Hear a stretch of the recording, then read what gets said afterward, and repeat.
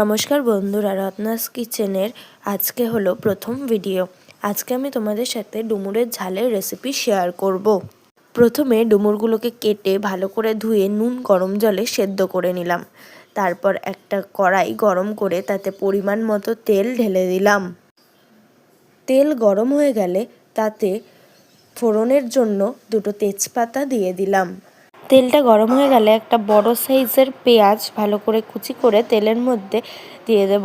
পেঁয়াজটা লাল লাল ভাজা হওয়ার পর 1 চামচ আদা রসুনের পেস্ট দিয়ে মশলাটা ভালো করে কষিয়ে নেব। মশলাটা ভাজা ভাজা হয়ে গেলে তার মধ্যে কিছুটা পরিমাণ হলুদ গুঁড়ো আর 1 চামচ মতো লঙ্কা গুঁড়ো আর 1/2 চামচ মতো জিরে গুঁড়ো দিয়ে ভালো করে মশলাটা কষিয়ে নিলাম। তারপরে মশলা থেকে তেল ছেড়ে দিলে ওর মধ্যে খানিকটা জল দিয়ে আবার ভালো করে নাড়িয়ে নিলাম। তারপরে সবাই স্বাদ মতো লবণ ব্যবহার করে নিলাম।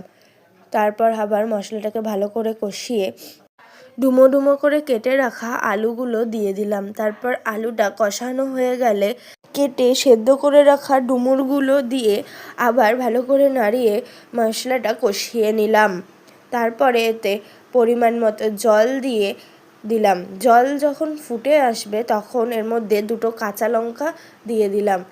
তারপরে জলের পরিমাণ কমে এলে তার মধ্যে 1 চামচ মতো গরম মশলা দিয়েই আমাদের ডুমুরের ঝাল কমপ্লিট। তোমরাও এইভাবে ডুমুরের ঝাল বানিয়ে খেয়েও আশা করি সবার ভালো লাগবে। আর আমার ভিডিওটা ভালো লাগলে like, comment, share and subscribe করে দিও।